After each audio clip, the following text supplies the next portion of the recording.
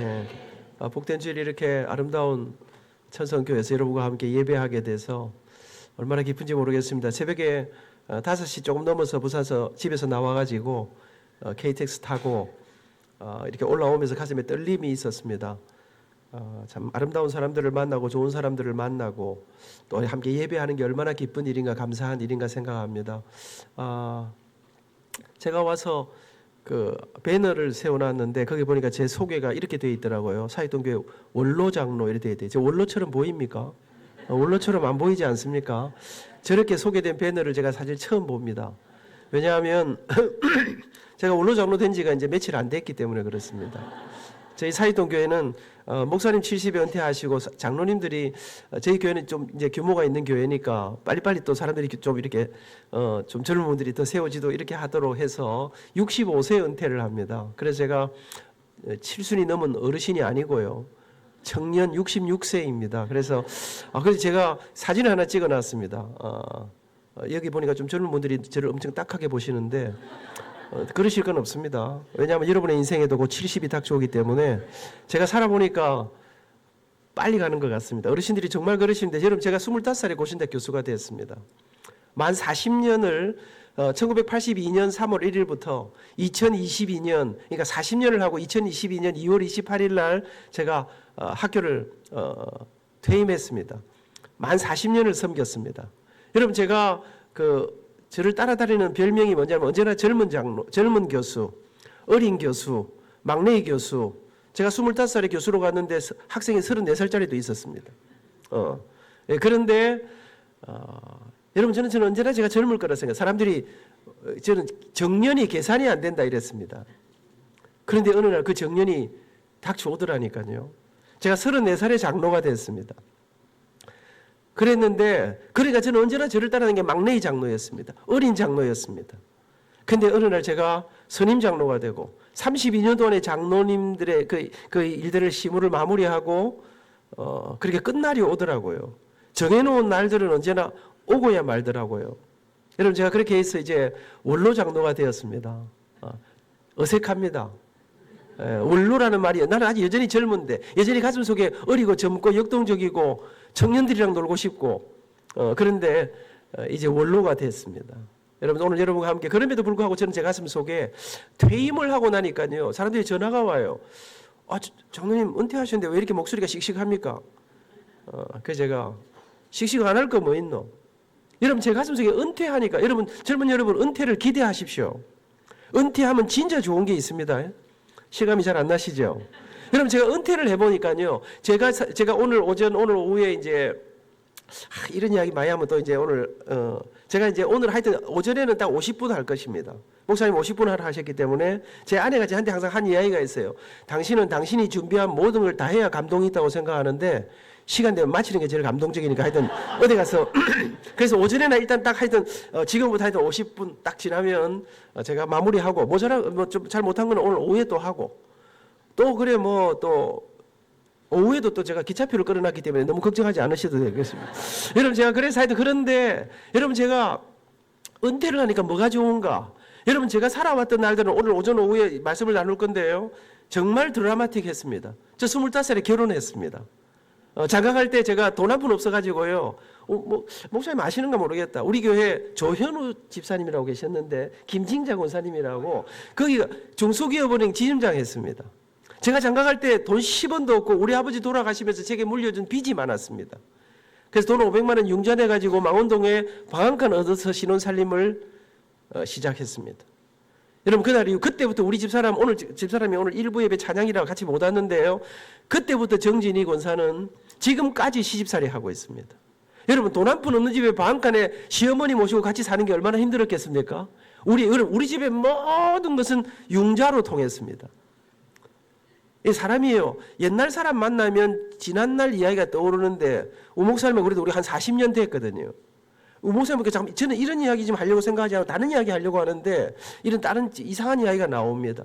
제가 다녀보니까요. 자꾸만 준비 안 한 딴소리가 나오는 거는 몇 가지 있습니다. 친구 만났을 때, 엄청 은혜 받았을 때, 가슴이 떨릴 때, 그 옛날 추억이 확 살아나는 거 아닙니까? 그러니까 지금 이런 옛날 이야기 하는 거는 전적으로 우선동 목사님 책임이다. 그러니까 제 책임이 아니다. 이제 그냥. 여러분 제가 그러면서 지금 순간순간이요. 마치 제가 이 주말 드라마를 보는 것 같아요. 드라마 보면 어떻습니까? 여러분 쭉 잘 나가다가 이제 끝날 때쯤 되면 완전히 위기에 막 절벽에 떨어지지 않습니까? 죽었을까 살았을까? 근데 막 죽습니까 안 죽습니까? 이제 시작인데 죽으면 안 되지. 그 다음 주에 보면 또 이제 살아나면 어찌 살아납니다. 또 우리가 또 올라가다가 또 이번에는 누가 뒤에서 막 또 한 방 뒤통수를 칩니다. 또 위기 속에 여러분 제가 살아왔던 지난 세월들 40년을 보니까요. 드라마 보는 순간순간마다 죽을 고비에서 살리시고 죽을 고비에서 살리시고 여러분 마치 그 드라마를 보는 것 같았는데 은퇴를 딱 하니까 여러분 딱 제가 40년 교수 생활했던 지난 날들 여러분 정진이와 함께 정진이는 제 아내 이름입니다. 정진이와 함께 그 날들 여러분 걸어왔던 지난 65년이 한꺼번에 다 마치 여러분 마지막에 그 해피엔딩으로 끝나는 영화를 한 편 보는 느낌이야. 그러니까 여러분 그때 순간순간마다 하나님 왜 내게 길을 안 열어주십니까? 하나님 나는 왜 이렇게 어렵습니까? 이랬던 날들이었다면 60 지나간 세월들을 돌아 은퇴를 하니까요. 그 전체가 다 이 제 가슴 속에 물론 은퇴하니까 약간 섭섭한 약간 허전한 것도 있습니다.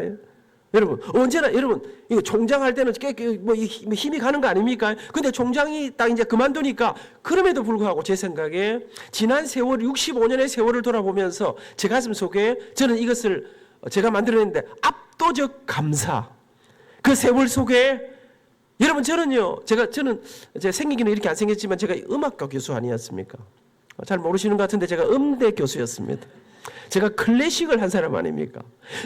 근데 여러분 제가 음악과 교수로 평생을 살고 여러분 걸어오면서 제가 지난 날들 돌아보니까 저는 음악 안 하려고 생각했습니다. 저는 왜 옛날에는 노래하고 여러분 이게 뭐 드럼 치고 이런 거 하고 돌아다니면 이 사람 안 된다 안 그래. 옛날에는 기타만 들고 다니도 저는 인생이 깝깝하겠구나 이렇게 생각했던 시절 아닙니까? 근데 여러분 저 음악을 안 하려고 그런데 여러분 지금 딱 돌아보니까 하나님이 나를 음악을 못 떠나도록 이렇게 만드신 이것이 이 노래를 향한 찬양을 향한 음악을 향한 이것이 하나님의 부르심이었구나. 하나님이 부르신 길이었구나. 그 하나님이 내가 죽으려고 할 때 그 고비고비를 넘어서 하나님이 저를 이끌어 주셨구나. 그리고 하나님이 내게 받을 수 없는 너무나 놀라운 은혜를 베풀어 주셨구나. 여러분 저는 이 부르심, 이끄심, 더하심 이게 퇴임 이후에 제 가슴 속에서 압도적 감사로 하나님이 부르신 그 길, 하나님이 인도하신 그 길. 그래서 나는 지금 은퇴 이후에 이제 인생의 후반전을 향한 이 걸음 속에 하나님이 베푸실 그 은혜들을 기대하면서 그렇게 살아오는 그 떨림으로 퇴임 이후에 하나님이 더 놀랍게 제 길을 인도하시는 여러분 제가 그런 모습들을 보면서 오늘 저는 여러분과 함께 오전 오후 이 시간 동안 작은 인생에 찾아오신 하나님의 역사 여러분 교회가 행복하지 않다 이거 얼마나 가슴 아픈 일입니까? 예수를 믿는데 행복하지 않다 그럼 무엇으로 행복하냐 뭐 잘 될지 모르겠습니다만은 한번 해보려고 생각합니다. 제가 좀 전에 말씀드린 대로 저는 고신대학교 음악과 교수로 1982년에 들어가서 40년 동안 음악과 교수로 노래하고 지휘하고 이렇게 해서 평생을 살았습니다. 지금도 여전히 노래하면서 그렇게 살고 있습니다. 근데 여러분 제가 생각하니까요. 제가 평생에 음대 교수로 노래하면서 음악으로 밥 먹고 산다. 이건 제가 절대로 제가 전혀 예상하지 않은 일입니다. 사실 저는 돌아보니까요. 제가 이런 곳에서 집회하려고 여러분 1일 부흥의 강사가 돼서 여러분 저는 목사님이 아니지 않습니까? 누가 저보고 그래요. 신학을 하셨습니까? 신학교에서 뭐 40년 교수했으면 신학교 한 거나 마찬가지 아니겠나? 옆에서 많이 놀았습니다. 그런데 여러분 저는 이런 거 하려고 생각도 안 했는데 여러분 저는 누구한테 나를 좀 초대해 주세요. 뭐 이렇게 한 적이 없습니다. 그런데 저는 정말 제가 이런 자리에서 이런 집회를 하게 될 줄 몰랐습니다. 제 지나간 66년을 돌아보면 이제 66년이 됐는데요. 60년을 돌아보면 꿈에도 생각 못한 길들을 걸어서 꿈에도 생각 못한 경험들을 하고 저는 이 66세가 되어서 사실은 꿈에도 생각 못한 이런 자리에 서 있습니다. 청년 여러분, 젊은 여러분 절대로 자살하면 안 됩니다. 제가 총장할 때 첫 학기가 딱 되면 총장 메시지가 한 주간 동안 모든 학생들에게 절대로 자살하지 말라. 절대로 포기하지 말라. 옥상에서 뛰내리지 말라. 자퇴하지 말라. 오늘의 여러분의 모습은 20년 후에 여러분의 모습하고는 차원이 다르다. 오늘의 나를 보고 절망하지 말라. 오늘의 상황을 보고 무너지지 말라. 정말 죽고 싶거든. 정말 자살하고 싶거든. 나를 만나고 자살해라. 그들이 정말로 아이들이 찾아와요. 니는 왜 죽을라 카노? 왜 죽으려고 하노? 무슨 말입니까? 왜 죽으려고 하니? 뭐 이런 말입니다. 그러니까 죽으려고 하는 건 아니고 진짜 만나주는지 안 만나주는지 한번 확인해 보려고. 총장님 말은 그래 해놓고 나를 안 만나줄까 봐. 그러면서 학생들하고 대화. 여러분 저는요. 제가 음악 하려고 생각한 적이 없습니다. 노래하고 밥 못 먹고 사니까. 제 어릴 때 꿈은 뭐 정확하게 말하면 제 꿈이 아니고 우리 아버지 꿈이었습니다. 어릴 때 우리 아버지가 제게 항상 하신 말씀이 있습니다. 민아 누군지 아시겠죠? 제 이름이 안민입니다. 민아, 아버지가 아무리 힘들어도 한번 뒷바라지 해볼 테니까 너는 커서 훌륭한 의사가 한번 돼봐라. 여러분 우리 부모님 세대는 뭐 지금도 그런데요. 우리 어머니 아버지 이북에서 피난 오셨습니다.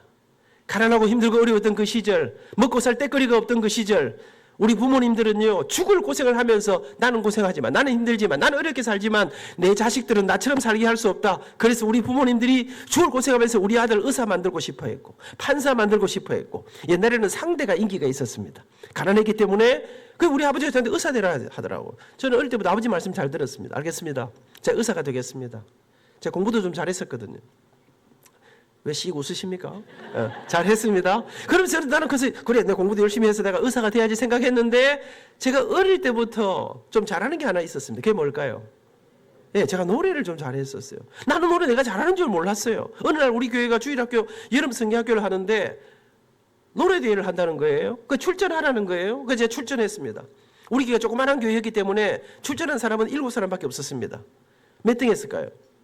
예, 눈치가 좋으시 빠르시네.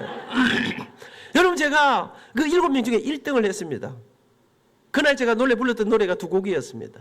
첫 곡은 우리 교회는 작아도 그 수준이 있었던 것 같아요. 첫 곡은 구약 성경에서 시편 23편, 이 세상에 작곡자들이 가장 많이 곡을 여호와는 나의 목자시니 내게 부족함이 없으리로다. 나로 하여금 푸른 풀밭에 눕게 하시며 잔잔한 물가로 인도하여 주시네. 내가 비록 사망의 음침한 골짜기를 다닐지라도. 잘 불렀습니다.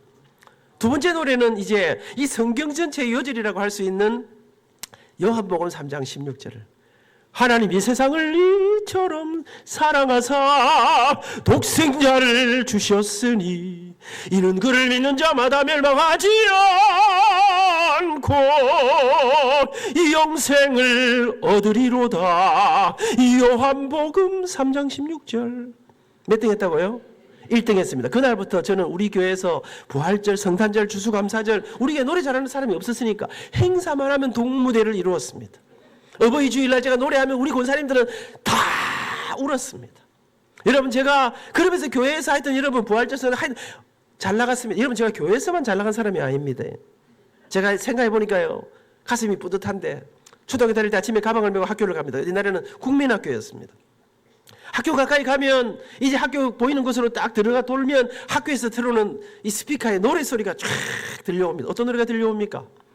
우리의 소원은 통일, 구매도 소원은 통일, 푸른 하늘 은하수 하얀 쪽배엔 엄마가 섬 그늘에 굴 따라가면 아기가 혼자 남아 집을 보다가.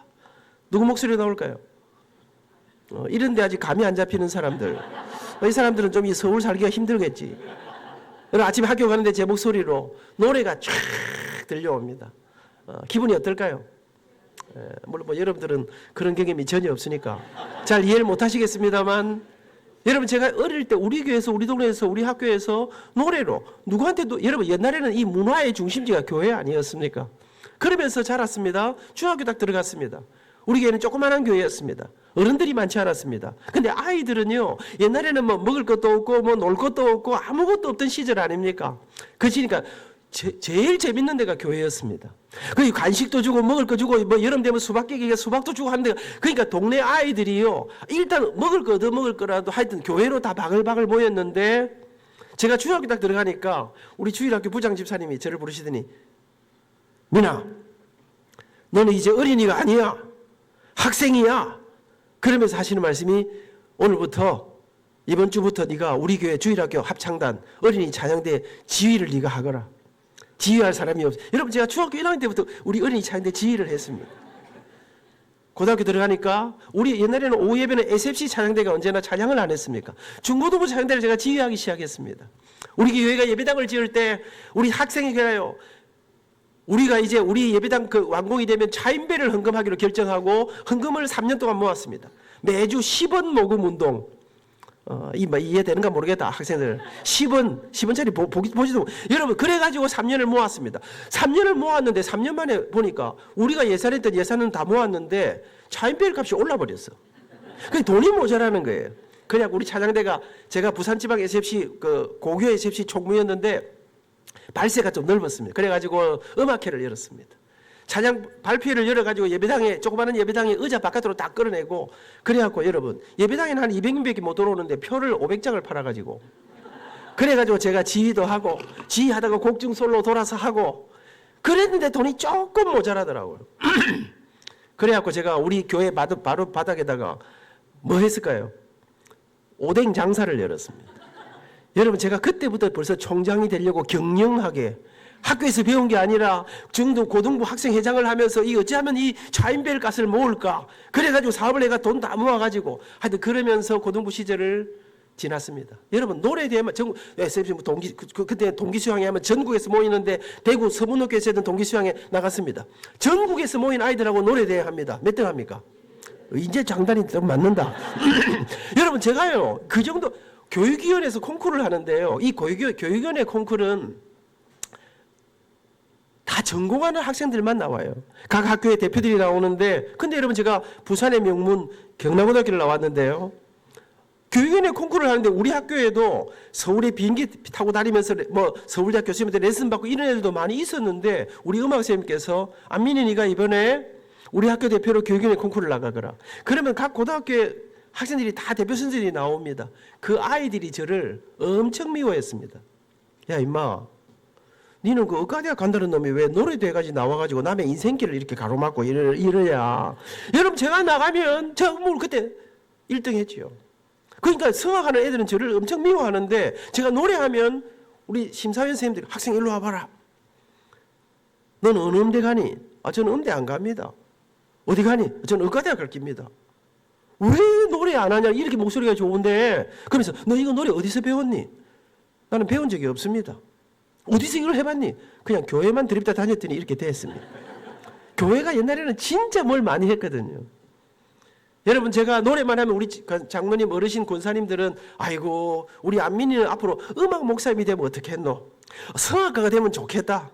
여러분 그런 소리 많이 들었지만 많은 사람들이 저한테 노래하라 했지만 저는 노래할 생각 안 했습니다. 왜?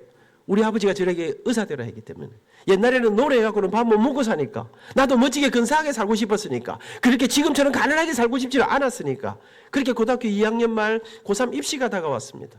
입시를 준비하던 어느 날 12월 달이 됐는데 우리 학교 뒤에 구덕산이 있습니다. 제가 저녁 수업을 다 마치고 저녁을 먹고 약간 자습을 하는데 그날 저녁에 제가 뒷산에 가서 이렇게 석양을 바라보고 이렇게 앉아 있었습니다. 제 마음속에 10년 후에는 어떤 삶을 살고 있을까? 그래 그때는 내가 의과대학을 졸업하고 의사가 돼 있겠지. 의사가 되면 돈을 많이 번다지. 그럼 제가 지금처럼 이렇게 힘들고 어렵고 가난하게 살지는 않을 거야. 여러분 이런 생각을 하는데 제 한쪽 가슴에서 갑자기 근데 의사가 되면 돈을 많이 벌지 모르겠지만 내가 이렇게 좋아하는 노래를 부르며 살 수는 없겠지. 노래하며 살고 싶다. 아니야. 정신 차려야지. 그리고 산을 내려왔습니다. 근데 그날 저희 공부를 하는데 공부가 안 되는 거예요. 이 노래 생각이 제 머리를 떠나지 않는데 그날 밤에 집에 가서 잠을 자려고 누웠는데 노래하며 사는 길은 없을까? 여러분 저는 이 노래 속에 음악 속에 이 예술이라는 것 속에 내가 내 마음을 어떻게 할 수 없는 이 이상한 마약 성분이 있는 걸 잘 몰랐습니다. 그렇게 여러분 언제나 맑고 밝고 환하게 살던 제가 며칠이 지나가는데 잠도 안 오고 밥맛도 없고 아무것도 공부도 안 되고 이 노래 생각이 제 온 마음을 덮쳐버렸습니다. 어느 날 여러분 저는요 참 모범생이었습니다. 교회 집 학교 교회 집 학교 엄마 아버지 주신 말씀 딱 그대로. 그런데 어느 날 제 가슴 속에 그래 내 인생 내가 이렇게 결정할 수는 없다. 그리고는 아무도 모르게 부산의 한 유명한 성악가 선생님을 찾아갔습니다. 선생님 제가 노래대회 상도 많이 받았습니다. 사람들은 다 나보고 노래 잘한다 그럽니다. 그런데 선생님, 남자가 노래하고는 밥 먹고 살기 어렵다면서요. 저도 멋지게 근사하게 한번 살아보고 싶은데 제가 노래로 음악으로 성악으로 한번 승부해봐도 되겠습니까? 제가 원하는 데 갈 수 있겠습니까? 그랬더니 소리 한번 들어보자. 소리 한번 내봐라. 발성 연습. 어떻게 합니까? 너무 잘하거든. 악보를 주면서 이 노래 한번 불러봐라. 여러분 1시간 동안 악보를 주는데 척척척척척척. 너 이거 어디서 배웠니? 나는 배운 적이 없습니다. 어떻게 이걸 다 알고, 아니, 교회 드립다 다녔습니다. 중학교 1학년 때 제가 지휘를 한 사람 아닙니까? 부활절 칸타타. 여러분 근데 이 선생님이 너무 놀라시는 거예요. 너 나한테 1년만 공부하면 네가 원하는 어느 대한지 갈 수 있겠다. 노래로 대성할 수 있겠다. 정말입니까? 그럼 선생님 저 노래 좀 가르쳐 주십시오. 그랬더니 가르쳐 주지. 근데 미안하지만 노래는 다음 주부터 하고 빨리 가서 어머니는 아버지 좀 모시고 오너라. 선생님 노래는 제가 하는데 엄마가 왜 필요합니까? 엄마도 노래를 잘 불러야 됩니까? 물어보니까 그거는 아니고 미안하지만 노래는 공짜로 가르치는 게 아니고 돈을 내야 가르칠 수 있다. 레슨비를 내야 된다는. 근데 이러면 제가 간이 덜컥 내려앉았습니다. 왜요? 제가 중학교 입학할 즈음 우리 아버지가 조그마한 사업을 하시다가 사업이 실패했습니다. 빚을 내 하시다가 또 실패했습니다. 빚더미에 올라앉아 방색한 비교적 넓은 집에 살던 우리 식구들이 집 다 날리고 조그마한 방 한 칸에 우리 6 식구가 칼잠을 자면서 엄마 아버지가 말도 못하게 고생하실 때였습니다. 선생님 레슨비가 얼마입니까? 레슨비는 1시간에 5만 원이고 5천 원이고 그 다음에 일주일에 2번 하고 그 다음에 한 달에 8번 해서 한 달에 4만 원을 내야 된단다. 여러분 제 가슴이 무너졌습니다. 왜냐하면 지금은 돈 4만 원이 큰 돈이 아니지만 제가 대학 입학할 때 제가 1977년에 입학했는데요. 그때 등록금이 10만 8,200원인가 하여튼 그랬던 것으로 기억합니다. 그날부터 제가 더 깊은 고민에 빠졌습니다. 어떻게 할까? 돈 4만 원 어떻게 구할까? 내가 노래한다면 우리 엄마 아버지는 뭐라 그러실까? 근데 여러분 견딜 수 없는 이 마음으로 제가 어느 날 비장한 각오를 하고 밤늦게 들어오신 아버지 앞에 무릎을 꿇고 앉았어요. 아버지, 제가 노래에 대한 상 많이 받은 거 아시죠? 제가 이번에 어떤 쌤한테 테스트 받았더니 제 목소리가 죽인다 하는데 아버지 말씀 어겨 죄송한데요. 저 의과대학 말고 음악대학 가고 싶습니다. 근데 아버지 음대를 가려면 레슨을 받아야 되는데 레슨비가 한 달에 4만 원이랍니다. 1년만 밀어주시면 대학 가서는 제가 돈 벌어서 공부할게요. 아버지 저 노래하게 음대 가게 저 레슨 좀 받게 아버지 저 밀어주시면 안 될까요? 근데 아버지 안색이 이상해지기 시작했습니다. 너 지금 무슨 소리 하고 있니? 노래? 엄마 아버지 줄고생하는데 내가 지금 너 하나밖에 아들 놈이 지금 노래해서 너 밥이나 먹고 사니? 뭐라 그랬어? 레슨? 그게 뭐 하는 거야? 아버지 일주일에 2번 한 달에 한 번에 4만 원인데 1년만 다 주면 내 공부 열심히 하고 한참 하는데 갑자기 제 눈에 뭐 불이 번쩍했습니다. 성령님이 임하신 게 아니었습니다. 우리 아버지 주먹이 날라왔습니다. 그렇게 우리 집안에 3차 대전이 벌어져요. 여러분 저 아버지한테 맞아본 적 없습니다. 착하고 모험적이고 공부 잘하고 교회 열심히 다니고 그런데 여러분 그 시절 우리 어머니 아버지에게 내 아들이 노래한다. 이건 아버지 인생이 무너지는 이게 주먹으로 3일 저녁마다 2시간을 두드려 맞았습니다. 그런데 여러분 그렇게 두드려 맞았는데 저는 포기가 안 됐습니다. 죽어도 해야 되겠다. 그리고 새벽같이 일어나 어머니 뒤를 따라 나갔습니다. 우리 어머니는 원래 집에서 우아하게 살림만 하던 분이었습니다. 근데 집안이 기울 대로 기울자 더 이상 길이 없자 어머니는 어느 날부터인가 도시락 싸들고 봉제 공장에 이 와이셔츠 만드는 공장에 시다로 그렇게 새벽같이 나가 밤이 늦어야 들어오시곤 했습니다. 그 일을 우리 어머니는 20몇 년이 넘도록 고생하시게 됩니다. 제가 출근한 엄마 뒤를 따라 나가서 엄마를 붙들고 엄마 내 노래 안 시켜주면 어디 가서 확 주우피기다. 엄마를 협박하기 시작했습니다. 원래 어머니는 약하신 거 아닙니까? 3일 새벽을 엄마를 붙잡고 협박하자 제가 밤새도록 잠을 못 자니까 온 식구들이 잠을 못 잡니다. 어느 날 새벽 밤이 깊었는데 우리 어머니가 저를 깨우시더라고요. 우리 집에 방이 있고 문 열면 마루고 문 열면 바깥입니다. 엄마가 저를 깨우더니 마루에 나가보니까 그때까지 우리 어머니는 뭔가를 만들고 있었습니다. 인형도 깁고 철사도 끼우고 그러면서 어머니가 저를 붙드시더니 미나 어쩌려고 이러니? 왜 이러는 거야? 그러면서 그래, 엄마한테 말해봐라. 엄마가 어떻게 해줄까? 네가 뭘 했으니까 그거 어떻게 해주면 되는 거니? 갑자기 제 기가 번쩍 뛰었습니다. 엄마, 선생님 좀 만나주세요. 그리고 어머니를 보고 선생님을 찾아갔습니다. 우리 선생님께서 레슨비는 4만 원입니다. 선불입니다. 지금 생각하니까 그 선생님이 돈을 너무 많이 받았어요. 너무 비싸. 근데 그 유명한 분이었어요. 근데 어머니는 대책이 없어요. 근데 엄마가 네, 알겠습니다. 제가 그 돈 마련해 드릴 테니까 오늘부터 내 아들 노래 가르쳐 주십시오. 저는 여러분 그때부터 노래 공부를 하기 시작했습니다. 저는 이게 무슨 영문인지 몰랐습니다. 엄마는 돈이 없는데 어떻게 하시려고? 근데 우리 어머니는 안 된다 그러고 출근을 하셨습니다. 근데 하루 종일 일이 손에 안 잡히는 겁니다. 왜? 이러다가 진짜로 내 아들이 어디 가서 콱 사고 치면 어쩔까? 저는 절대로 뭐 죽을 마음 없었습니다. 그냥 협박했을 따름입니다. 그때 제가 깨달았습니다. 아, 협박하면 안 되는 게 없구나. 왜? 사랑하니까. 어머니는 그날부터 밤이 맞도록 이 세상에 돈이 되려면 가리지 않고 닥치는 대로 일을 하기 시작했습니다. 그렇게 몇 날이 지났습니다. 근데 어느 날 저녁부터요, 우리 아버지가 밤에 집에 안 들어오시는 거예요. 엄마, 아버지 왜 집에 안 오셔요? 모르겠다. 여러분, 저는 아버지한테 노래하는 거 비밀로 해달라 그랬습니다. 또 두드리 맞을까 싶어서. 근데 이 어머니 아버지 사이에 비밀이 없는 걸 몰랐습니다. 아버지는 다 알고 계셨습니다. 이놈이 그렇게 맞았는데, 그렇게 말렸는데 노래 시작했다고 합니다. 엄마 힘으로 돈 구할 게 없는 거 아버지 아시지 않습니까? 우리 아버지는 원래 몸이 약하셨습니다. 아버지는 공부를 좀 많이 하시고 글도 잘 쓰시고 하셨는데 아버지는 몸이 약해서 일을 못 하셨습니다. 벽에 못질도 우리 어머니가 다 했습니다. 근데 아버지는 더 이상 길이 없자 막다른 골목에서 아버지는 돈을 구해야 되니까 그 약한 몸으로 한 번도 해보지 않은 이 노동판에 일을 하러 다니기 시작했습니다.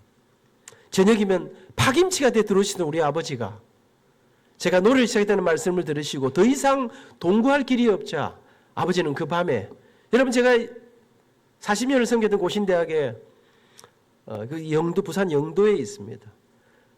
좋은 차를 타고 부산항 대교를 건너 영도로 딱 내려가면 영도에 제일 큰 자동차 관련 회사가 있습니다. 영도구청장님 취임식 할 때 그 회사 회장님하고 저하고 축사를 같이 했습니다. 그날 제가 회장님, 백발이 승성한 회장님 옆에 앉아서 제가 계속 눈물이 나려고 했습니다. 왜냐하면 그분이 젊어 사장님이실 때 우리 아버지는 그분의 회사에 그 밤에 돈을 구해 벌기 위해서 야간 경비원으로 들어가서 몸이 무너진지 모르고 아버지는 밤새도록 경비를 서기 시작했습니다. 그렇게 어머니 아버지의 등골이는 처절한 고생을 머금고 1년여 공부를 하고 사람들이 그러대요. 그래요. 시골에서 공부하고 부산에서 공부해갖고는 서울에 있는다고 꿈도 꾸지 마라. 서울대학 가려면 서울대학 교수한테 레슨 안 받으면 못 들어간다. 근데 여러분 기억하십니까? 옛날에는 촌놈들이 깡다구가 있었습니다. 가난한 집 아이들이 절대로 포기하고 이런 거 없이 이 근성이 있었습니다. 여러분 제가 그래 뭐 다 안 된다 하는데 내가 그래도 우리 동네에서 내가 노래 제일 잘하는데 전국에 다니면서 내가 뭐 교회에서 대학하면 언제나 1등인데 또 제가 공부 좀 잘하니까 본고사 그래갖고 서울대 서학과에 시험을 쳤습니다. 그때 성장님은 그때 안 계시지 싶습니다. 제가 그런데요, 이제 이 이야기를 해야 될 것 같습니다. 제가 서울에 왔는데 여러분 서울대학이 신림동 아닙니까? 그러면 신림동 근처에서 준비를 해야 되는데 제가 돈이 없지 않습니까? 우리 한해 선배가 망우리 공동묘지 옆에 망우동에 자기 형님 집에 하숙을 하고 있었어요.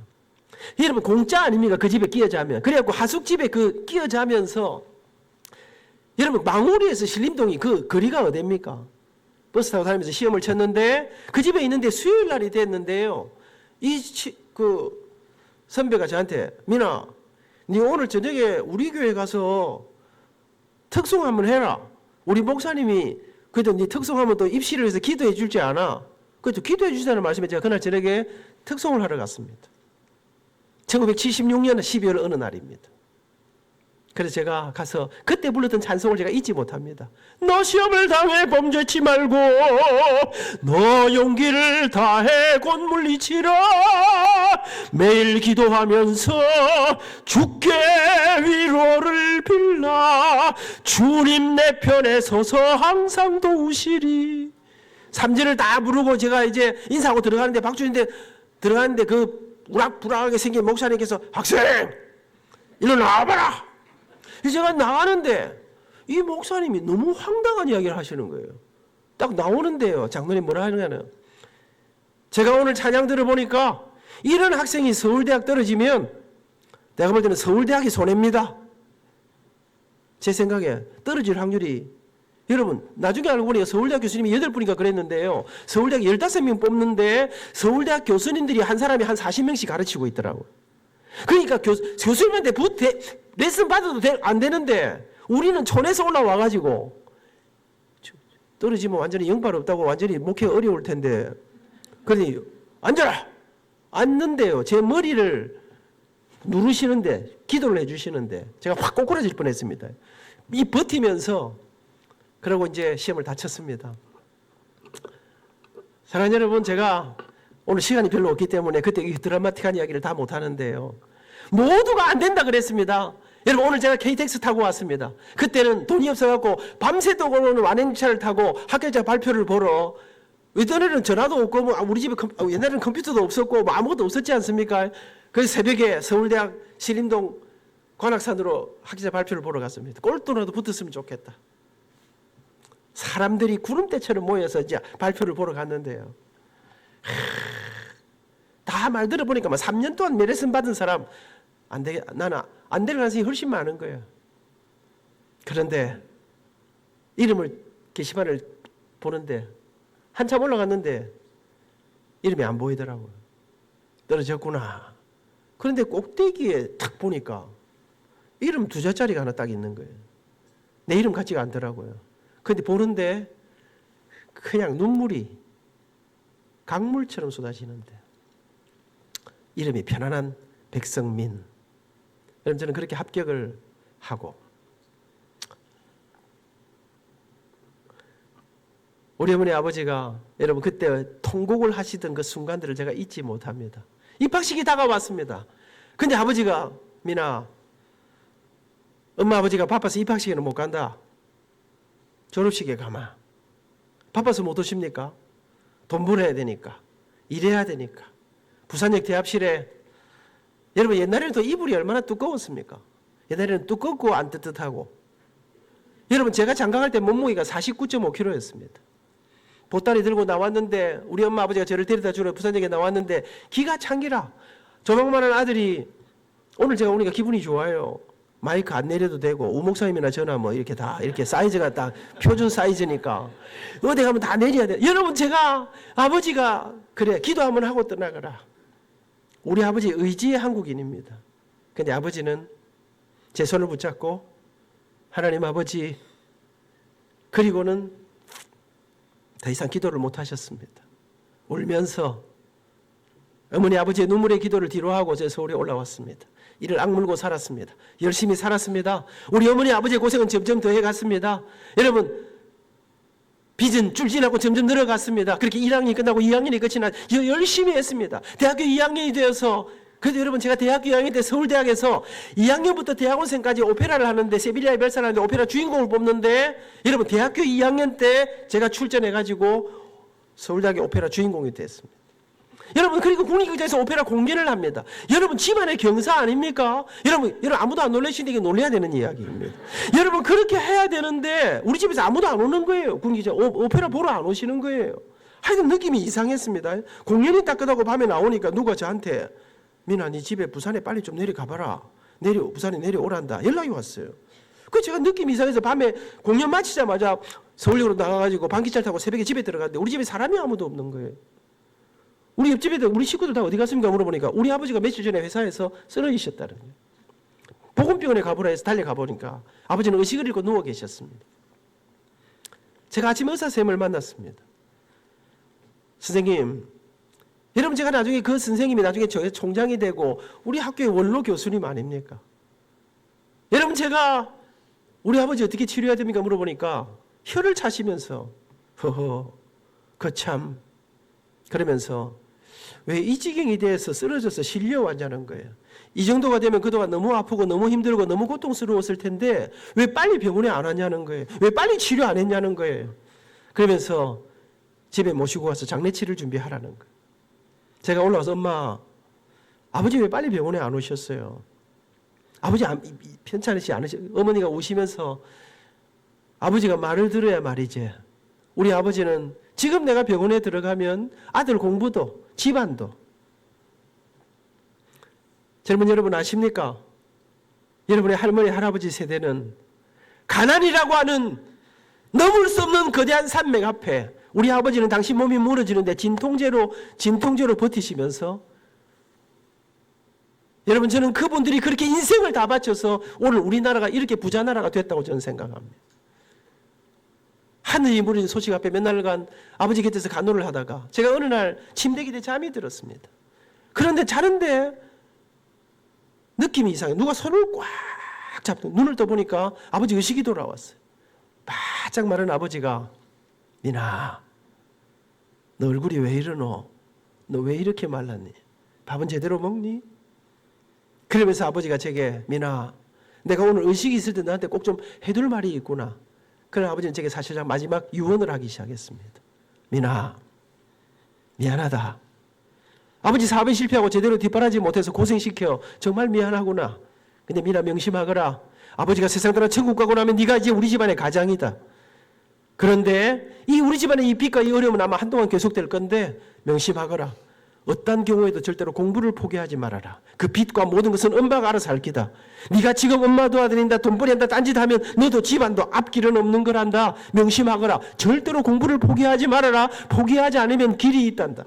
포기하지 않으면 하나님이 네 길을 인도해 주실 기다. 그러면서 내가 의식을 잃거든 내가 말을 하지 못하더라도 내 곁에서 계속 민아 찬송을 불러다오. 그날이요 한 3주간 동안 아버지는 죽음의 극한 고통과 사투를 벌이시다가 그 이듬해 1979년 1월 4일 새벽 우리 아버지는 우리 가족들이 아버지께서 부르는 찬양 속에 세상을 떠나 천국에 가시게 됩니다. 모든 무거운 짐이 이제 어머니에게 다 지어졌습니다. 저 학교 중단하고 어머니를 도와드리려 했습니다. 그런데 장례가 끝나자마자 엄마는 가방을 싸더니 저를 데리고 부산역에 나가셨습니다. 엄마 제가 엄마 좀 도와드릴게요.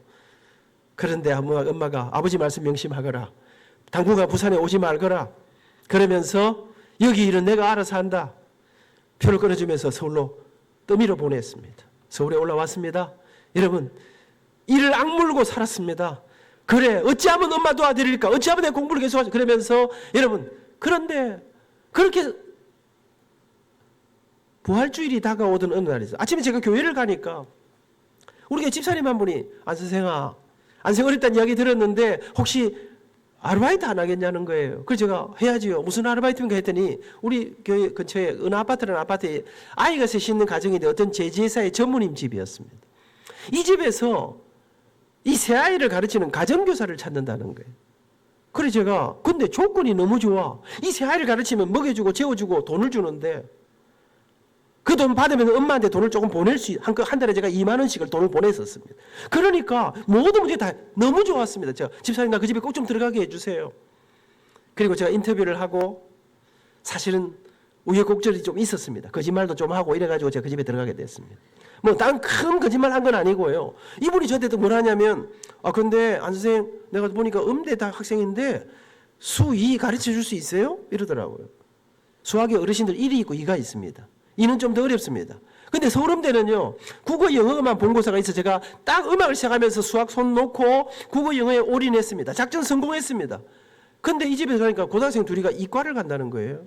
그래서 제가 내가 왕년에 의과대 가려기 때문에 다 가르칠 수 있다 했습니다. 오랜만에 수학의 정석을 폈는데 아득하더라고요. 미적분 가니까 거의 뚜껑이 열리는 상황이었습니다. 그런데 저는 이 집을 포기할 수 없었습니다. 저는 그 집에 사는 날 동안 하루에 4시간 이상 자본 적이 없습니다. 이 집에서 쫓겨나면 엄마한테 돈을 못 보내니까. 그런데 여러분 제가 그렇게 열심히 사는데 제 가슴 속에 절망이 찾아오기 시작했습니다. 나는 몰랐습니다. 대학에 들어와서 여러분 제가 대학교 2학년 때 서울대학교 오페라 주인공했습니다.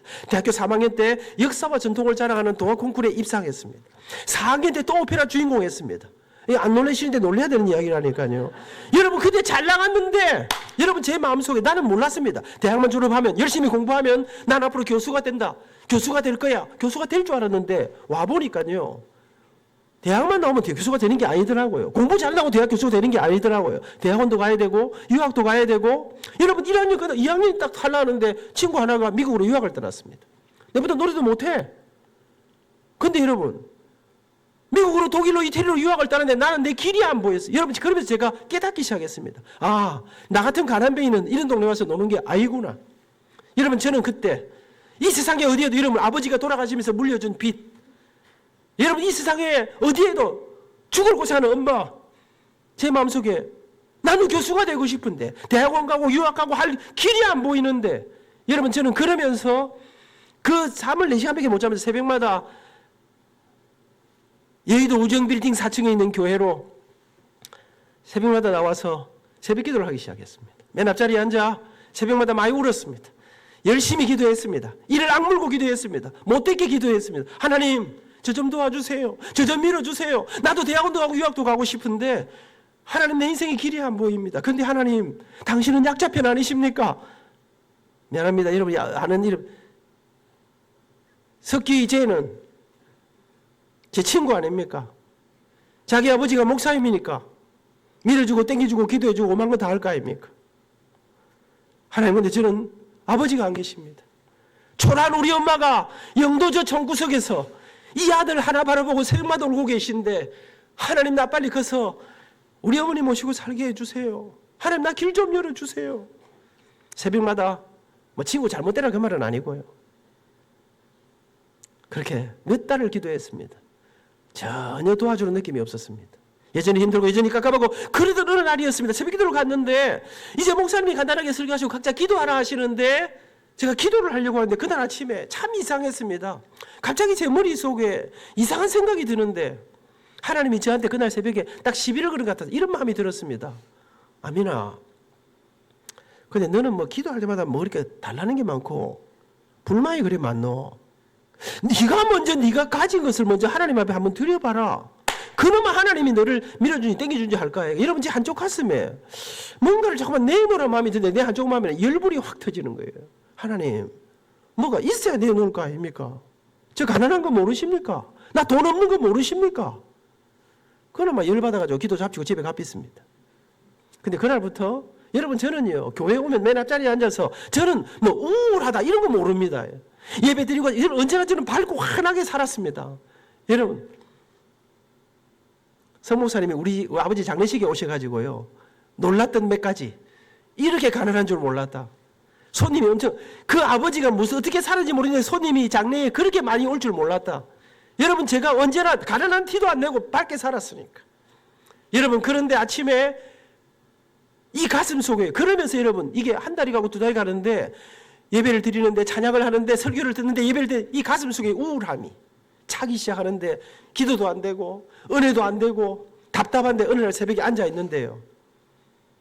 제 머리 눈에서 이런 인생 이래 살아서 무슨 희망이 있겠노 하는데 눈물이 이게 통곡으로 제가 새벽 기도하다가 갑자기 막 울었어요. 우리 권사님들이 그렇게 밝게 환하게 살던 제가 우니까 저를 달래시는데 그날 아침 얼마나 울었는지 모르겠습니다. 저는 지금도 가끔 여의도 제가 지나가 지금도 그 건물을 그 앞을 지나가 보곤 합니다.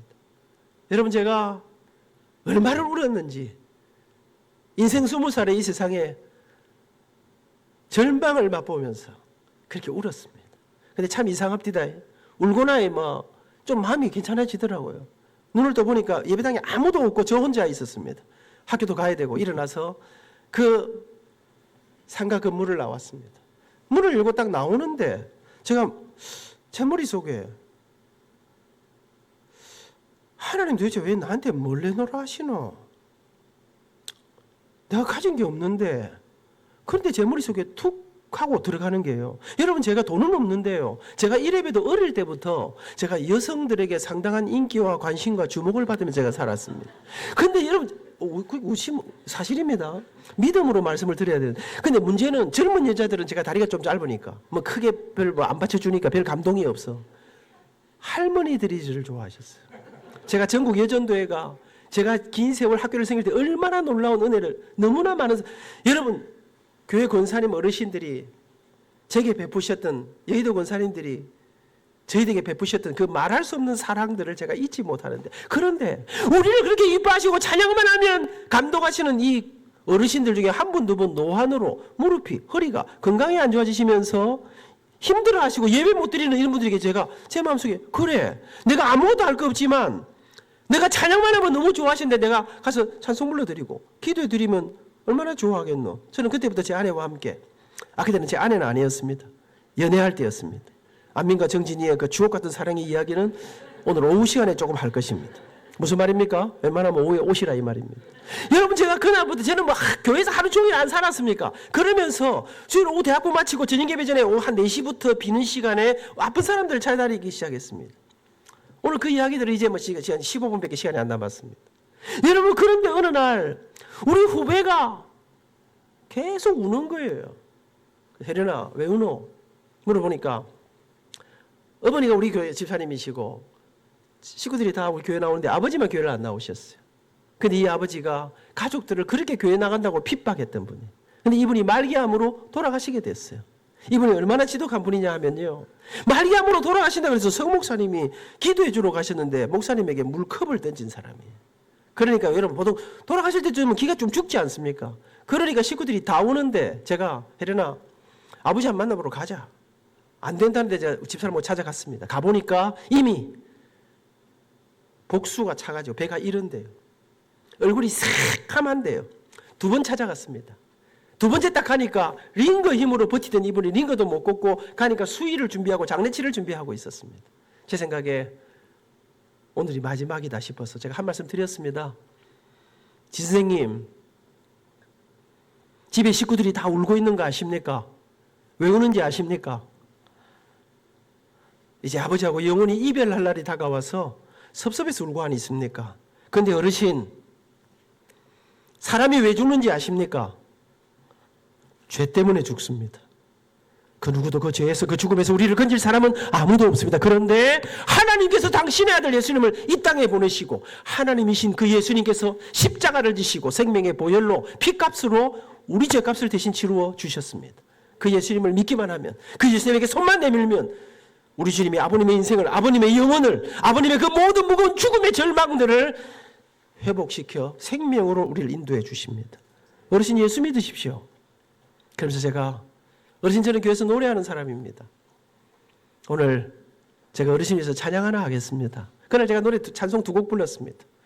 한 곡은 우리 아버지가 제가 부른 노래 제일 좋아하시는 노래 주의 손길이라는 찬양. 험한 세상 나그네 길 나의 맘이 고날 때 사랑스런 주의 손길 내 맘을 항상 두드리네.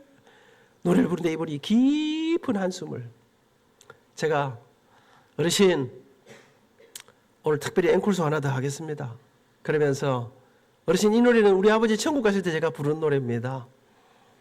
우리 아버지 장례를 치르는데요. 이제 산에 올라가서 하관 예배가 끝나고 하관을 했습니다. 그리고 이제 마지막 지인들이 이제 취토, 흙을 뿌리는데 우리 담임 목사님께서 제 목에 지금 원로 목사님 아직도 생존해 계십니다. 목사님께서 안 선생, 예 목사님, 아버지 천국 가셨는데 찬양 하나 해라. 저는 우리 목사님 완전 또라이 아닌가 생각했습니다. 상주 노래시키는 사람을 이 맨정신을 할 수 있겠습니까? 그런데 여러분 저는 지나간 세월을 돌아보니까 이런 훌륭한 선생님들 밑에서 가끔 우 목사님이 이상한 소리 해도 우리는요 이해해야 됩니다. 저는 이런 선생님들 밑에서 제가 이렇게 잘할 수 있었다. 여러분 예수 믿는다는 것은 굉장한 일입니다. 죽음을 앞에 놓고 노래를 부르는 사람들, 영혼을 향한 이 놀라운 생명의 신비를 가슴에 아는 우리는 또 목사님 시키면 언제나 하던 사람들 아닙니까? 제가 어르신, 이 찬송은 우리 아버지 천국 가실 때 부른 노래인데 어르신 예수 믿으세요. 제가 우리 아버지한테 연락해 놓겠습니다.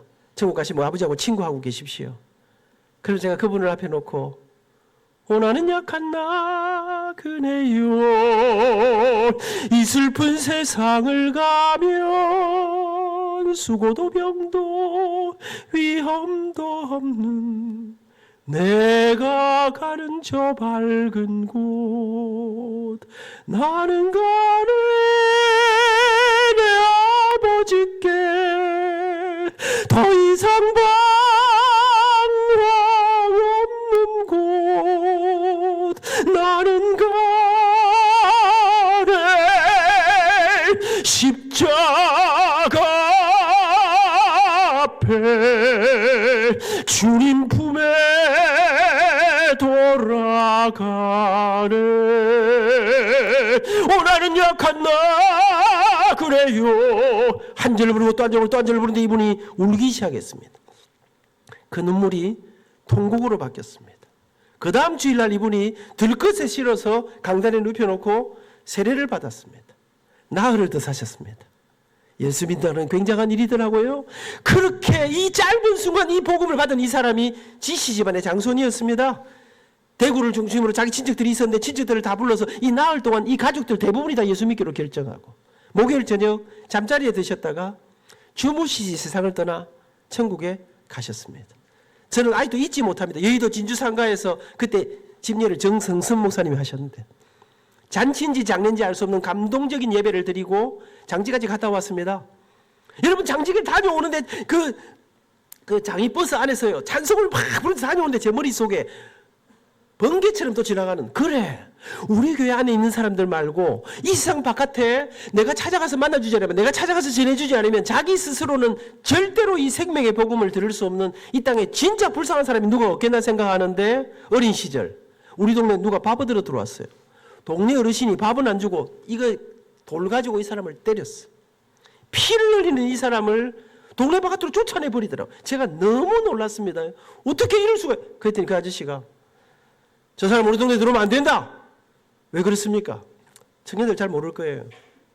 이분이 나 환자라고 한센병 환자였습니다. 이 병에 걸리면 동네에서 쫓겨났습니다. 집에서 쫓겨났습니다. 겨울이면 얼어 죽었습니다. 여러분 저는 제 가슴 속에 이 세상에 가장 불쌍한 사람은 다시는 고향으로 돌아갈 수 없는 다시는 가족과 살 수 없는 나 환자들이다. 찾아가자. 아내와 함께 서울 인사동에서 300공연의 음악회를 열어서 표를 팔아 돈을 모아가지고 유니폼을 준비하고 우리 교회 봉고차 하나 빌려가지고 거기에 싣고 일주일 동안 강원도부터 소록도까지 예수님의 일생을 1시간짜리 음악회로 엮어서 전국 나환자촌 투어를 떠났습니다. 그때 제 인생을 바꾸는 터닝 포인트가 됐습니다. 여수에 있는 애양원을 거쳐서 마지막 날 소록도에 갔습니다. 제 기억에 한 1,700명 가까운 사람들이 소록도 중앙교회 마룻바닥에 꽉 앉았습니다. 2시간 집회는 눈물바다가 되었습니다. 우리가 여러분 그곳에 찾아갔을 때 나는 그런 곳에 찬양대가 있을 줄 몰랐습니다. 그런 곳에 찬송이 그런데 여러분 이미 우리가 가기 전에 예수님이 그곳에 먼저 가 계셨습니다. 그날 2시간 집회가 눈물바다가 되고 이제 봉고차를 타고 배를 타고 나와야 되는데 수많은 분들이 우리를 둘러싸고 여러분 제가 그 소록도 봉고차 안에서 울면서 여러분 저는 제가 오늘 설명하자면 그 순간순간마다 하나님 노래하고 밥 먹고 살겠습니까? 노래하고 인생이 풀리겠습니까? 그런데 여러분 제가 그 소록도 봉고차 안에서 울면서 하나님 앞에 이게 뭔지도 모르는 기도를 합니다. 하나님 나를 앞으로 일생에 제게 주신 이 찬양과 제게 주신 이 모든 걸 다해서 제가 사람을 살리고 사람을 세우고 사람을 섬기는 일에 제가 가진 전부를 쏟아붓겠습니다. 저는 이게 하나님의 부르심인 줄 몰랐습니다. 저는 안민아 니는 노래에서 밥 먹고 살아라. 니는 평생에 사람을 살리고 사람을 세우는 이 일로 내가 너를 여러분 그렇게 그날 이후 틈만 나면 아내와 함께 전국에 있는 나환자촌 고아원 양동원 교도소 서대문 형무소 그때는 실제로 가면 2,000명씩 있는 곳에서 여러분 노래도 그저 그렇고 말도 못하고 뭐 위문도 초라한데요 가면 놀라운 일들이 일어나기 시작했습니다. 그렇게 대학을 졸업했습니다. 다 끝나가는데 이제 졸업을 언제 끝내겠노? 이제 한 방에 확 끝냅니다. 여러분 그러고 이제 졸업했는데 막 빚더미 그러면 이제 취직을 옛날에 취직이 쉬웠습니다. 서울대학 입구에 가면 어느 고등학교 음악쌤 찾습니다. 빨리 취직하면 되는데 나는 죽어도 교수가 될 기다. 그래서 취직 안 합니다. 그래서 대학원에 입학을 했습니다. 군대 갔다 왔습니다. 근데 여러분, 딱 군대 갔다 왔는데 했는데 갑자기 부산에 우리 모교회 목사님 전화가 왔어요. 안 선생, 빨리 내려오느라. 무슨 일입니까? 어찌된지 모르겠는데 고신대학교에서 안 선생을 전임 대우로 스카우트 한단다. 대학원 졸업하면 정식 자격, 대학원 석사학위 받으면 정식 교수를 시켜준단다. 여러분, 그럼 빨리 내려가야 됩니까? 안 가야 됩니까? 근데 제가 이런 자에 거절했습니다. 목사님, 저는 시골에 이제 안 내려갑니다. 내 중앙에서 한번 놀아보려고 생각하고 있습니다. 제가 천지를 모르고. 근데도 이 목사님들 주특기가 뭡니까? 기도해보세요. 뭐 이러는 거 아닙니까?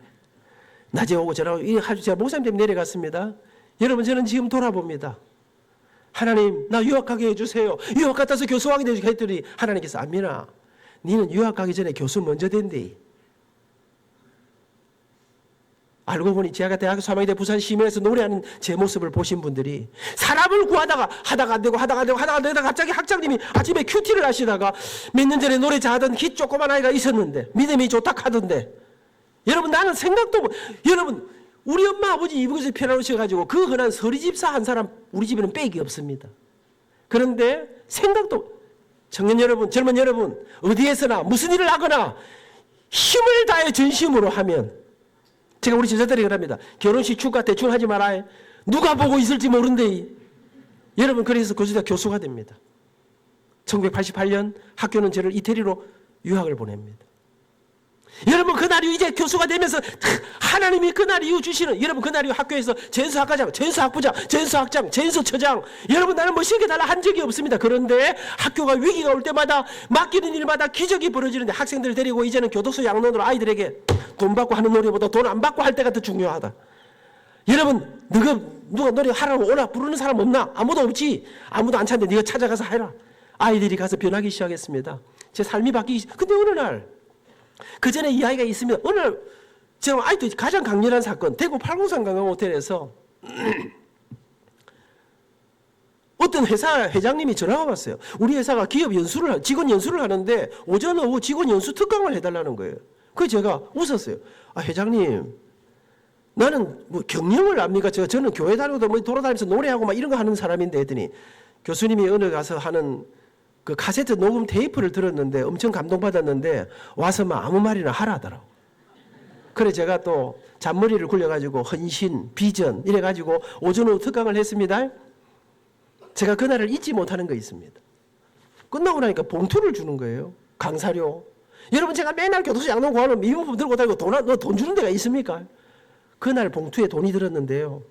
제 학교 한 달 월급보다, 물론 학교 월급이 적기는 했습니다만은 더 많이 들었더라고. 근데 그날 이후, 여러분, 이 회장님이 나발을 불기 시작하는데, 여러분, 이게 어느 날부터가 제게요. 마산에서, 대구에서, 여수에서, 광주에서, 이게 대전으로, 서울로, 학교에서는 여러분, 전수학과장, 전수학부장, 여러분, 맡겨진 일들마다 하나님이, 오늘 오후에 제가 그 기적의 이야기들을 상상도 할 수 없는 일들이 일어나는데, 그러면서 내가 생각도 못한, 저는 30살에 교회 안수집사, 하이동 교회 안수집사가 됩니다. 34살의 장로님이 됩니다. 교회에서 여러분 가는 곳마다 하나님의 기적의 역사들을 맛보게 하면서 지나갑니다. 어느 날 삼성에서, 현대에서, 여러분, 제가 이상해. 어느 삼성에서, 현대에서, 사법연수원에서 소방방지, 여러분, 소방방지하고 무슨 상관이 있습니까? 제가 어느 날 아직 잊지도 못해. 전화가 왔어요. 발신지한 번호더라고요. 안민입니다. 이랬더니, 국정원입니다. 이러는 거예요. 국정원이 뭐 하는 데입니까? 간첩 잡는 데 아닙니까? 제가 왜 이러십니까? 나는 공산당을 싫어합니다. 우리 할아버지가 평안부터 신우주 용천에서 장로님이셨다니까요. 인민재판을 받고 땅을 빼앗아가는 그 앞에 우리 아버지가 막내 아들님인데 빨리 내려가거라. 따라가마. 그리고 아무도 못 내려오셨어. 여러분, 제가 그랬더니 그게 아니고 교수님 오셔서 강연해 주세요. 특강해 주세요. 사랑하는 여러분, 저는 이제 아쉽게도 이제 오늘 오후를 기약하고 말씀을 맺어야 할 시간입니다. 저는 가는 곳마다 이런 이야기 하고 있습니다. 나는 내 인생 20살의 죽음의 절망을 맛보았습니다. 인생에 어디에도 내가 갈 길은 없었습니다. 나는 예수를 믿는 기독교 교인입니다. 여러분, 요즘 뭐 기업 삼성에 가서 여러분 예수 믿으세요 이런 거 하면 큰일 납니다. 저를 초청한 사람이 엄청 인사처 사람이 어려움을 당. 제가 그런 말 하지 않습니다. 너 믿으라 소리 하지 않습니다. 나는 예수를 믿는 기독교 교인입니다. 우리는 인생의 길이 없을 때, 어디에도 의지할 곳이 없을 때, 붙잡을 게 아무것도 없을 때, 우리는 우리가 믿는 그분에게 도와달라고 신호를 보냅니다. 우리는 그것을 기도라 말합니다. 인생 20살의 죽음의 절망 앞에 이 세상 어디도 길이 없어. 나는 기도에 새벽마다 울면서 날 좀 도와달라고, 내 길을 열어달라고, 내가 갈 길을 열어달라고 기도했는데 어느 날 그분의 대답은 너무나 야속한 것이었습니다. 그분은 어느 날 새벽 울고 있는 내게 찾아오셔서 안민아, 달라 하지 말고 네 가진 것을 내놓으라. 안민아, 너는 가난하지 않다. 안민아, 눈에 보이는 걸 찾지 말고, 눈에 보이는 데 울지 말고 정말 중요한 걸 붙잡아라. 본질을 붙잡아라. 영원한 것을 붙잡아라. 여러분, 그 새벽에 울고 절망하고 그 고통의 길을 걸어갈 때 하나님이 주신 말씀 한 구절이 있습니다. 저는 가는 곳마다 그곳이 어디든 마지막에 이 말씀을 소개합니다. 그 말씀이 오늘 읽었던 마태복음 6장 33절 말씀입니다. 너희는 먼저 그의 나라와 그의 의를 구하라. 그리하면, 여러분, 하나님의 나라가 무엇입니까? 하나님의 나라는 하나님이 통치하시는 곳입니다. 내 인생을 내 혼자 살아가는 것이 아니라 하나님의 통치 속에 당신의 손에 맡겨드리고, 사랑하는 여러분, 소록도 그곳에 다녀오던 제 인생에 하나님, 내가 사람을 살리고 사람을 세우고 사람을 섬기는, 아멘, 너는 가난하지 않다. 나는 몰랐습니다. 그 울고 있는 내게서 제 눈물을 닦아주면서 내 가슴 속에서 노래라고 하는, 젊음이라고 하는, 열정이라고 하는, 부지런함이라고 하는, 이 세상에 아무도 거들떠 보지 않는 사람에게 손을 내미는 예수님의 마음을, 긍휼의 마음을 끄집어내어서 이 땅의 절망의 사람들에게 나눠주던 어느 날, 여러분, 저는 사실은 어쩌면 돈 벌까 이런 생각 안 했던 것 같습니다. 우리 이놈들 어찌하면 학비를 만들어주고 생각 안 했던 것 같습니다. 그렇게 열심히 살았더니, 그렇게 열심히 달렸더니 우리 어머니 93세이십니다. 지금까지 우리 어머니 잘 모시고 살고 있습니다. 사랑하는 여러분, 우리 장모님 제가 장가갈 때 우리 장모님 말도 못하게 반대했습니다. 그래도 참 고맙게도 우리 성 목사님이요, 우리 장모님 오시라 해가지고 안민이 돈은 없고 생기기는 비리비리하게 생겨도 쏘기 싫어합니다. 정진이 줘도 됩니다. 그렇게 나를 핍박한 우리 장모님 한 20년 전부터 제가 모시고 살고 있습니다. 92세 권사님이십니다. 우리 두 어머니들이 행복하시다 합니다. 제게 두 아들이 있습니다. 다 장가갔습니다. 손주들 다 있습니다. 우리 아이들이 저를 만나고 그래요. 아빠는 교수해가지고 우리를 어떻게 공부를 다 시키셨어요? 저는 지금 진짜로 모르겠어요. 몰라, 난 모르겠는데 하여튼 다. 그래서 저희들은요 11조 감사한 건 미리미리 딱딱 뗍니다. 나중에 오늘 오후에 좀 이야기하겠습니다. 무슨 말입니까? 웬만하면 오라 이 말입니다. 여러분, 진짜 하나님 앞에 오늘 제가 행복한 삶으로의 초대라고 하는 주제를 가지고, 여러분, 제 인생의 모든 걸 마무리하고 저는 퇴임한 이후에 느헤미야 미니스트리를 만들고, 여러분, 퇴임하면 사람들이 이제 끈떨어졌다 하지 않습니까? 그런데 여러분, 하나님, 제가 이제 작은 교회를 세우고, 하나님, 행복하지 않는 교회 행복 콘서트로, 제 책 제목이 행복 콘서트라는 책입니다. 여러분, 행복 콘서트로 아파하고 절망하는 사람들에게 희망을 주고 다음 세대 사람들을 세우는 이 일들 앞에 느헤미야 미니스트리 나갔는데, 2020 여러분 2년 딱 됐는데 미국, 싱가포르를 비롯한 전 세계에서 저와 제 아내를, 여러분, 제 인생의 전성기를 수많은 곳에서, 여러분, 진짜 행복한 인생이 무엇일까요? 하나님의 부르심에 붙잡혀 당신의 통치 아래서 하나님의 기적을 보며 살아가는, 여러분, 하나님께서 제가 사람을 살리고 사람을 세우고 사람을 섬기는 했더니, 고신대학교는 원래 목사님들이 다 총장하시는 학교 아닙니까? 어느 날 다음 세대를 한번 이렇게 봐라. 제가 이번 주에 목요일 날 또 여기 한국공학대학이라고 있습니까, 목사님? 한국공학대학의 캠프 코리아 청년 집회 다시 말씀 메시지 여러분, 은퇴했는데 원로 장로인데 청년들이 당신의 이야기를, 여러분, 제가 말이 좀 빠르지요. 제가 총장 딱 되니까 어르신들이 저한테, 저를 사랑하시는 어르신들이, 안 총장 부탁이 두 가지 있다. 이제 하나는 노래하지 마라. 노래는 아래 것들 시키고, 또 하나는 말 좀 천천히 채통을 지키면서. 그래서 제가 취임식 심사에서 나는 총장의 채통을 포기합니다. 나는 여러분, 장로가 총장 됐다고 목사님 되는 것도 아니고 갑자기 형님 되는 것도 아니고, 여러분, 찬양은 아래 것들이 하는 게 아니라 누구나, 여러분, 다윗 같은 왕도 하나님을 노래하는 내가 내 마음이 확정되었고 확정되었사오니 내가 노래하고 내가 주님을 찬송하겠다고 외쳤던, 여러분 지금 제가 퇴임하고 나서 제 인생 66년 전체에서 가장 집사람하고 노래를 많이 부르고, 아직 노래 쓸만하죠? 예. 여러분 저는 다음에는 정진이하고 같이 와서 음악회도 한번 하고, 사랑하는, 오늘 제가 와보니까 우리 교회 이 아름다운, 여러분 진짜 행복한 게 무엇인가? 그분의 손에 붙잡혀 그분이 역사하시는 그 기적의 현장을 향해 걸어가면서 아무것도 가난한 자 같으나 부한 삶을 살아가고 생명을 살리고 생명을 구하고, 여러분 그들에게 진짜 여러분 이 땅의 희망이 주님의 교회임을, 예수 그리스도가 우리 영원한 소망이심을 노래하고 선포하고, 지난주에요 교회 20명도 안 모이는 교회가 우리를 도와달라 갔습니다. 갔는데 교회가 여러분 몇 명 올지 모르겠어요 했는데, 여러분 안 믿는 사람이 한 70명 가까이 왔어. 대박이 터졌대. 기적이래. 그 사람들 조그마한 예배대 모아놓고 여러분 반송 오늘이 교회 안에와 제가 찬송을 부르고 축복하고, 하나님이 생명을 살리는 이 일들 앞에 부름받아. 사랑하는 여러분, 예수 그리스도 안에 주님의 교회와 함께 그 부르심 앞에 드려질 때 너희는 먼저 그의 나라와 그의 의를 구하라. 하나님의 위대하신 그 통치 앞에 우리의 삶을 바쳐드리면, 그 부르심에 헌신하면 먹고 사는 것을 넘어서서 하나님의 기적을 보는, 오늘 오후에는 그 절망 가운데 하나님의 기적을 보는 이야기들이 생생하게 전해질 것입니다. 우리 교회가 바로 그 이야기로, 이 위대한 신앙이 아름답게 계승되는 그런 이야기로, 오늘 사랑하는 젊은이들이 이 부모님 세대의 이 위대한 신앙을 가슴에 안고 우리 우 목사님의 말씀을 가슴에 품고 하나님의 기적, 제 책이 행복 콘서트인데 우리 청년들이 이런 생각할 거예요. 끝날 듯 계속 안 끝내고 있네. 이제 오늘 마치에 배도 고픈데 왜 이러시노? 끝냅니다. 여러분 20년 후 청년, 제가 섬기는 사익동교에 오셔서, 그때는 내가 이제 한 80몇 살 돼 있으니까 이제 백발이 성성하겠지.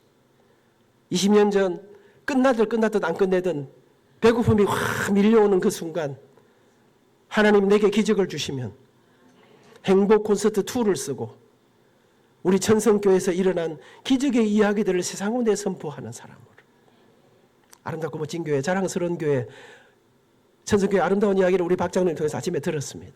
차 타고 짧게 오면서 울면서 같이 이야기를 들었습니다. 이 기적의 역사가 24년도에는 더 놀랍게 일어나고, 이 위대한 기적에 우리 모두가 주인공이 되는 그런 축복의 성도들, 아름다운 교회가 될 수 있기를 축복합니다.